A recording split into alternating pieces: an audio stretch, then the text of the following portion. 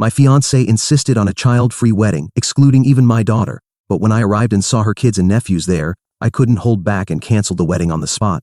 I, 38, was supposed to marry Addison, a 40-year-old woman, earlier this week, but I canceled the wedding at the last moment. We'd been together for 3 years and engaged for 6 months. Everything was fine until the engagement. Things started going downhill when we began discussing the guest list for the wedding. Since I have a daughter, I wanted her to attend, but Addison made it clear she didn't want kids at the wedding. It was an odd stance, especially considering she has 2 kids from a previous marriage and 6 nephews she's very close to. I couldn't understand why she didn't want children at the wedding, especially since most of the guests were parents. We argued about it several times, but eventually, I gave in and told her I was okay with leaving my daughter out as long as her kids and nephews weren't invited either. To clarify, my daughter isn't even a young child, but that didn't matter to Addison. She insisted she didn't want to make exceptions, saying that while she loved my daughter, her kids, and her nephews, she wanted a stress-free wedding and didn't want to offend anyone with kids, so she decided there would be no children at the wedding. I felt pretty upset about it, but since she wanted a child-free wedding so badly, I thought there was nothing I could do, as she had already made her decision. Plus, the wedding was going to be very small, literally just in my parents' backyard with a handful of friends and family, so I thought the kids wouldn't miss much. I accepted her decision until a couple of days before the wedding, when I discovered something. That's when I found out that, while she had told everyone the wedding was child-free, she planned to bring her own kids and nephews. I was at work when I received an email from her younger sister, Kate. It included several pictures of her 2 daughters dressed in wedding attire, essentially asking for approval. I was confused for a moment until I realized Kate had accidentally sent the email to our shared wedding email account, created specifically for RSVP confirmations and vendor communications. I knew it must have been a mistake, but it was too late. I had already taken a screenshot. Since I was on my break, I'd already read the email before it was deleted. A few minutes later, when I tried to find it again, Addison had already erased it. I was furious about what she was trying to do, but when I got home that day, I didn't say anything. I pretended everything was fine. At first, Addison was acting a little weird, probably fearing I'd read the email and found out about her plan. But since I didn't show any signs, she started acting normal again. This was 2 days before the wedding, and I already knew she was planning something behind my back. I decided to talk to my daughter about how she felt about Addison. We had talked before, even before I got engaged, but I thought it would be better to revisit the conversation since I was having serious doubts about the wedding.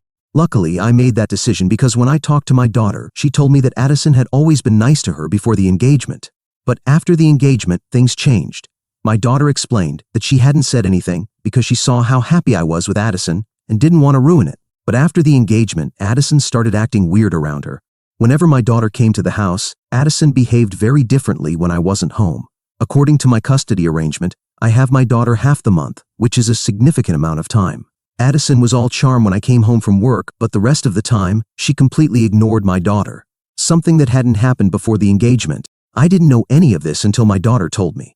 When she said that learning Addison wanted a child-free wedding made her think Addison didn't want her in her life anymore, it broke my heart. That's why she didn't even fight to attend. I felt incredibly disappointed in myself for allowing Addison to manipulate me into excluding my own daughter from my wedding.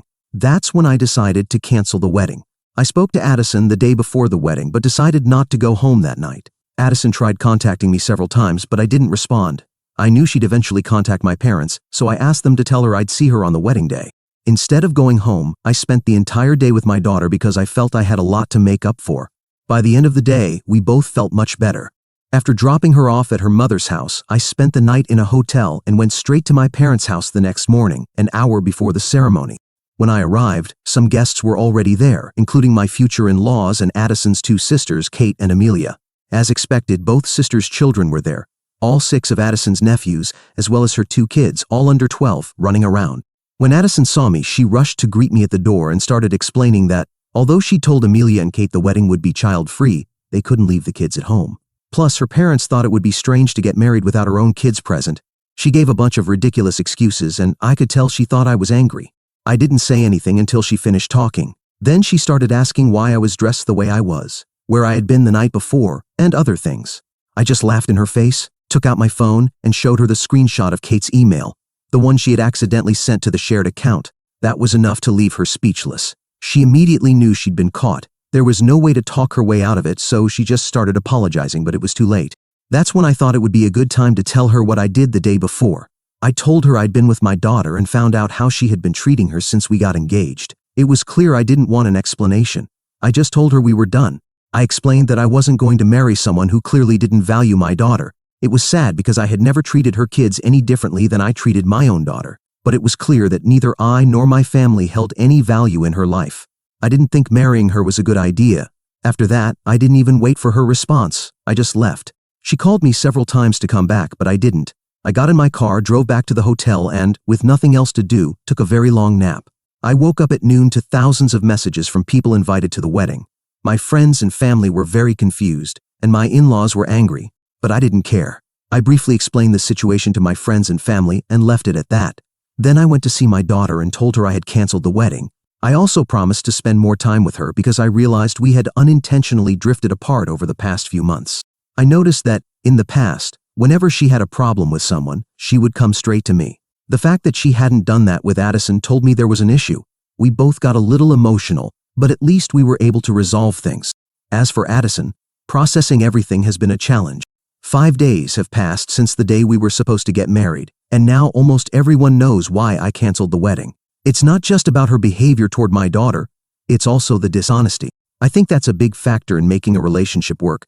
I've been cheated on twice before this, and I know from experience that it always starts with small lies. For me, any form of dishonesty is intolerable. This was a pretty big lie, and she expected to get away with it. That's why I don't think I did anything wrong by canceling the wedding at the last moment. Frankly, I can't pretend to care about having done it so abruptly. It might have been unceremonious, but I think it's fair, considering her idea was to spring the whole kids issue on me at the last moment. However, her family is very upset. They believe I'm being unfair because I didn't even give her the chance to explain herself. Addison, along with the rest of her family, hasn't stopped texting me. All she says in her defense is that she couldn't directly ask me not to invite my daughter, but she had her reasons. She also said it's insulting that after so many years together, I didn't think our relationship deserved at least a conversation before ending it like that. She hasn't mentioned her reasons. She told me she'll only talk about it in person. I can't think of what explanation could justify not wanting my daughter at our wedding. As far as I know, she's never had issues with my daughter and vice versa. I could have confronted her the day I found out, but I don't think it would have changed much. I'd still have had to talk to my daughter and probably would have canceled the wedding anyway.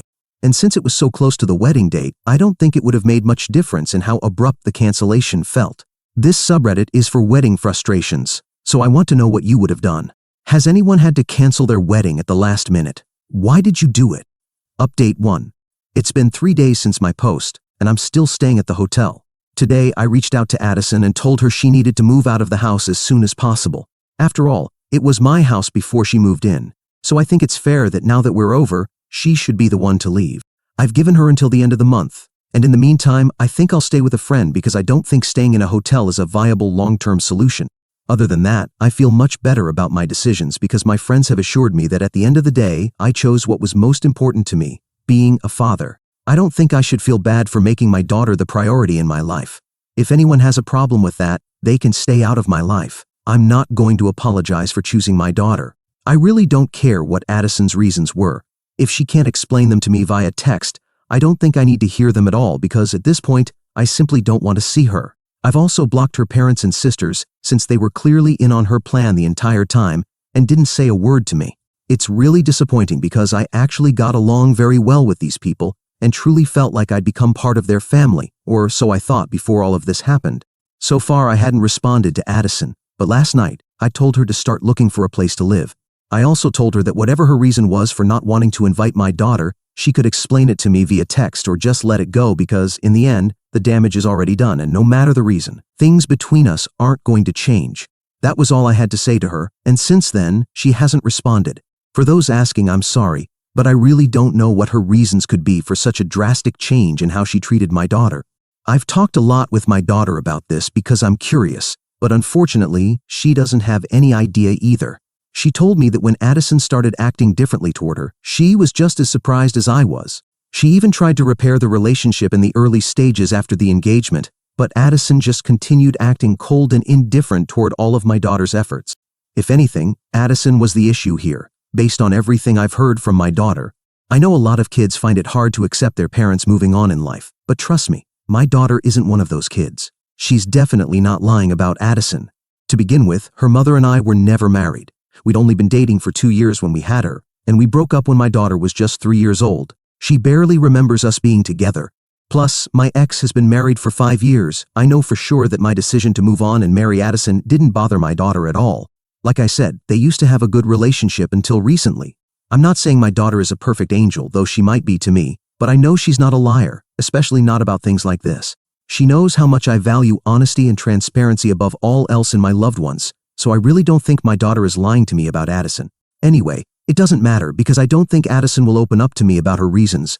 It's been several hours since I sent the message, and she still hasn't replied.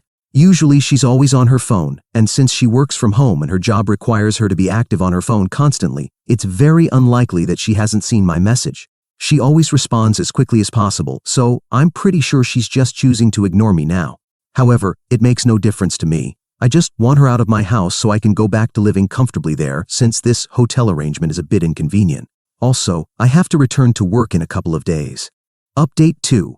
It's been 3 days since I wrote to Addison, and today she finally replied. She told me she could understand why I didn't want to see her in person, but it was extremely important for us to meet so she could explain her reasons for not wanting my daughter at the wedding. She said it was to ensure I didn't end up misunderstanding her, even though we were already separated. She claimed she didn't want me to see her as the villain in the story because, at least according to her, her reasons were entirely valid, and she didn't want to hurt me. That last part was pretty foolish of her to say because, in the end, she ended up hurting me anyway. I replied and made it very clear that I wasn't going to speak to her in person. Whatever she had to say, she had to tell me via text, and that was that. About an hour ago, she finally responded, saying the reason she didn't want my daughter at the wedding was because of something that happened at the engagement party. Unfortunately, on the day of the party, my daughter wasn't feeling well. It was my month to have her, and I already knew she wasn't at 100%. I told her she could stay in her room that day, but she said she didn't want to miss the party, especially since it was in the same house. Although she felt unwell, she decided to attend a few minutes after I made a toast. She went back upstairs to her room. Of course, many people asked if she was okay, but there's no way I'd say she stole the spotlight, which is apparently what Addison believes she did. Addison claimed she went upstairs to check on my daughter after she excused herself, saying she was too sick to stay downstairs with everyone. Addison said she heard my daughter talking and laughing on the phone with someone. At that moment, Addison felt my daughter didn't seem sick at all. That single incident didn't sit well with Addison, and instead of talking to me or my daughter about it, she decided to talk to her sisters. Although I got along with them, I can't deny they had a tendency to stir up trouble. That's exactly what they did. The whole issue became much bigger than it should have been. Addison started distancing herself from my daughter after the engagement, believing that deep down my daughter wasn't happy about us getting married and would probably start causing problems in the future. It was all based on that one foolish incident. I felt so disgusted by her behavior that I didn't even respond to Addison after that. For context, I talked to my daughter about what Addison told me. My daughter said that she was indeed talking to a friend after going upstairs that day, but that didn't mean she felt any less sick. She still felt unwell, but I don't understand what feeling sick has to do with being able to talk and laugh with a friend on the phone. It was completely absurd. Addison's reasons were nowhere near as valid as she thought. Honestly, I feel Addison might have been insecure from the start, and that incident just gave her an excuse to stop pretending to be kind to my daughter. I'm lucky I didn't marry her because if I had, I'm sure it would have caused many problems. Now that I think about it, there were many times she complained that I didn't give her enough attention or spend enough time with her, especially when my daughter was around. Although she was the same way with her own kids, I never complained because I didn't think it was worth it. I thought it was a good thing that she was a good mom. I never imagined she could be insecure about something like this. In my earlier posts, I mentioned that I hadn't been able to dedicate enough time to my daughter, and one of the main reasons for that was Addison. I didn't really notice it because she was very subtle, but she constantly found ways to keep me busy, both emotionally and with tasks. I didn't even realize what she was doing. I guess I never connected the dots because I was too invested in our relationship. The red flags didn't appear until it was too late. I'm glad I got out of that relationship. If we were going to be together at the expense of my relationship with my daughter, then I didn't want it, especially after that ridiculous message Addison sent today. I don't even know what to think about it. For a moment, I considered replying and giving her a piece of my mind because I couldn't believe she ruined our relationship over something so silly that could have been resolved just by talking. But then I decided not to because it really isn't worth it.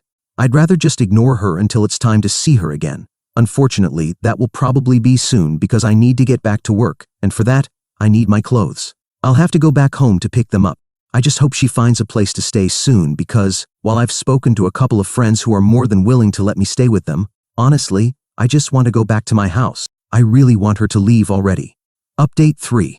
2 days ago I posted here, and today I went home to pick up my clothes and other things. I moved out of the hotel because it was getting too expensive. Since I was on my way to a friend's house, I thought I'd stop by and grab everything I needed. I hadn't responded to Addison since her last message, simply blocked her, so I had no way of knowing if she would be home or not. I decided to take the chance and went in the afternoon. Unfortunately, she was home. She seemed very upset to see me, and I could tell she really wanted to talk to me. I hurried to grab everything I needed because I thought the faster I finished, the faster I could leave. However, she made no effort to make it easy for me to collect my things, and just as I was about to leave, I told her I really wanted her to find a place to stay so I could return to the house as soon as possible. Then I started walking toward my car, but she followed me. She talked the entire time. She told me she was truly sorry for everything she had done. She admitted she shouldn't have lied to me and should have been honest instead of making such a big deal out of that incident at the engagement party. She acknowledged she had been very immature about the whole situation and had blown something insignificant out of proportion. She also said the way her sisters framed it made it seem like a huge problem. Apparently, she had even recently had a fight with her sisters because she realized she had inadvertently ruined our relationship by listening to their advice. I got curious, so I asked her what she thought would happen when I arrived at the wedding and saw that there were children there, but my daughter wasn't.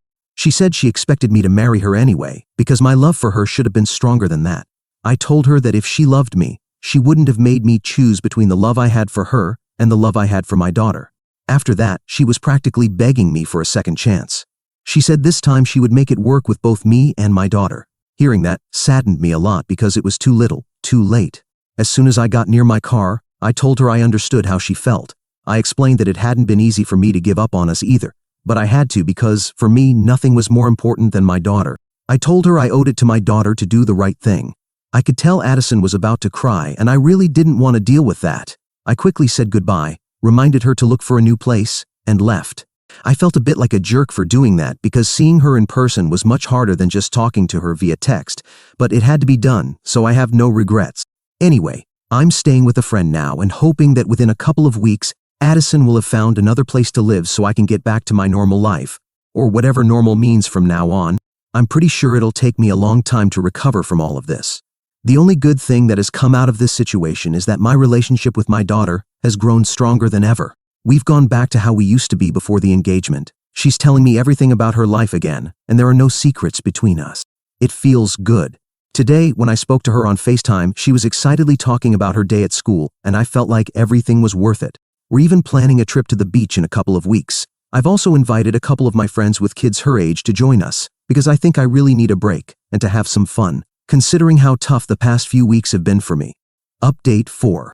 Sometimes you don't realize the kind of bullet you've dodged until some time has passed, but let me tell you what I mean. A friend who's a lawyer told me I should serve Addison with an eviction notice, partly to ensure I was doing everything legally, but also because it had been almost 2 weeks and she still hadn't found anywhere to move to. So, my friend helped me file one, and since my jurisdiction requires a 60-day notice for someone to leave the house, there wasn't much to do but wait.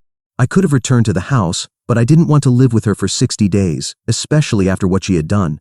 I also don't think it would have changed much of what eventually happened because, at some point, I would have left the house, and things would have unfolded anyway. But for those who can't imagine what my ex did to my house, let me tell you, she trashed it. Luckily, it wasn't too bad because, for how angry she was, I think she could have burned the entire place down. This happened a few days after I served her the notice, and if it hadn't been for a neighbor who heard noises and called the police, she likely would have continued. As I said, I don't think living there would have made a difference. She could have destroyed everything when it came time for her to leave the house. Unfortunately, the legal process to evict someone here requires an eviction notice. I'm the first to wish she had left sooner. The good thing is that when the police arrived and saw what she had done, they took her into custody, and that served to get her out of the house as well as proof of what she had done. The next thing I did was sue her for all the damages. Thankfully, I recently won that lawsuit, and now I just have to collect the money. I've already repaired many of the things she damaged or destroyed. All that's left is for her to pay me the money or face more trouble for not complying with a court order. But yes, I dodged a bullet and I feel really good about it. All of this would have been more expensive if we were married right now. The last thing I've heard about her is that her ex is filing for full custody of their kids, taking advantage of everything that's happened. I can't say Addison is a bad mother, But I also can't blame the guy for not wanting her around their children. But it's not like I care much about what's happening in her life. So unless it's something that directly affects me or my daughter, I think this will be my last update about Addison.